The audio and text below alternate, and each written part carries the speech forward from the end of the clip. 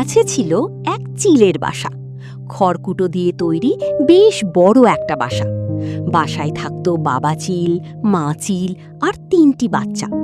মা বাবা সবসময় বাসায় থাকতো না, মাঝে মাঝে তারা খাবার আনতে বের হয়ে যেত। চিলের বাচ্চাগুলো ছিল খুব দুষ্ট, তারা সবসময় মারামারি আর চেঁচামেচি করত। পেটুকো ছিল ওরা খুব, খাওয়ার জন্যে ওরা রাত দিন টি টি করত। বাবা মা ওদের থামাতে না পেরে কেবল খাবার এনে ওদের খাওয়াতো। খাবার যতক্ষণ ওদের মুখে থাকতো ততক্ষণ ওরা চুপ থাকতো।